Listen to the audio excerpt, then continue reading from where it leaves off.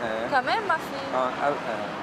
لا 100 غريب ليه زهرانة مش على الخريطة. We're now on the outskirts of Saida, the southern side of Saida. We've just left Beirut and we're on our way to the south of Lebanon. We are here at a crossroads. One road leads to Nabatea and another one leads to Sur. We found this map, which is from the 1960s. It was stored as a family archive and untouched for all those years, and we found it. And then we were looking at the villages on the map and found that some of them are not there, but they are on this new map, which was made just a few years ago, issued by the Lebanese government. And we wondered why some of these villages were not here, but are here. For example, Maroun al-Ras was not there back in the 60s on this map, although of course it existed as a village. And we were wondering why these villages have suddenly become worthy of being listed on a map. Is it because of the resistance? Is it because of what is happening in the south politically? So we're on a road trip to trace the path of these villages. I remember coming here when Israel left the south in 2000, and I wanted to see the prison because I wanted to witness the evidence of the hardship that Israel had imposed on my people, the Lebanese people. And I remember coming here and this place was all built up. There were banners, there were signs, there were people, there were buildings. Look at the sign. It's just now lying there.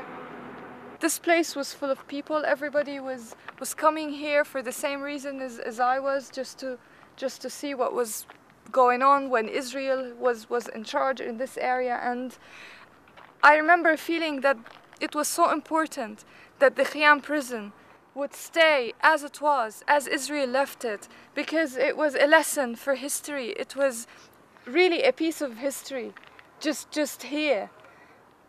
And I am so appalled that in the new war that happened in the summer, the Khiam prison was obviously one of the first places to be targeted.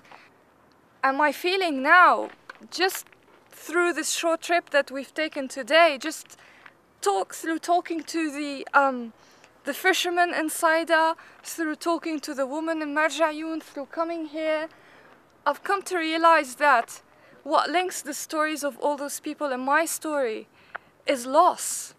This is the story of loss. Loss of memory, loss of means of living, loss of space, loss of belongings, loss of people's ordinary, normal lives.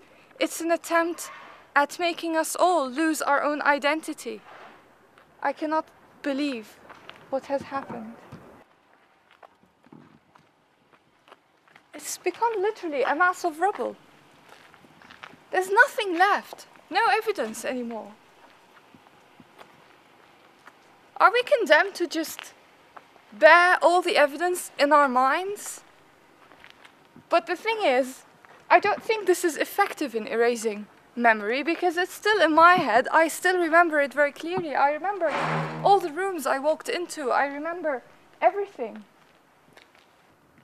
It's like Israel has tried to erase evidence of its atrocities by imposing even more atrocities. And I find that so ironic in a way. I really feel that this place should be left as it is now, as another open-air museum, to make a connection between the different atrocities that Israel launched on this country. 2006, just May this year, Noam Chomsky, the famous thinker, writer, political activist, came here to Khiam because he was invited to give a lecture in Beirut, and he insisted that the first place he wanted to visit outside of Beirut in Lebanon was Khiam. So he came here and he inspected this place, and he was even photographed being here. And I wonder what Chomsky would think now if he were to come and witness this place again just a few months after he was here last time. We're tracing the route from Sur all the way to Qana, and then we're going down to Marwahin, and from Marwahin we're heading to Bint Jbail and Aitarun and then Marun al-Ras. Now those villages, most of them existed on the map of the 60s, which I have down here, but the significance of these villages has changed since then. This area saw ground fighting between Israeli troops and Lebanese troops, and obviously the Israeli soldiers were just roaming on foot, and as we can see, had the time to draw on the walls to remind people of their presence even after they left.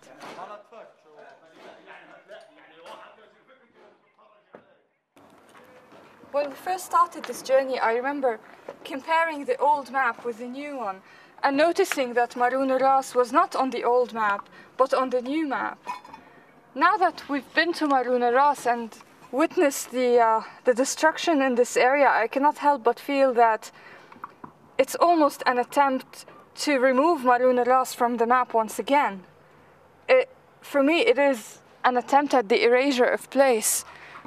But is this place really lost? I wonder whether it will indeed be abandoned and it will eventually disappear from the map. But I have to say, the few people that we've seen here are here rebuilding, and it's very refreshing and it gives me hope. But at the same time, I cannot help but feel that the identity of this place has been now lost for good.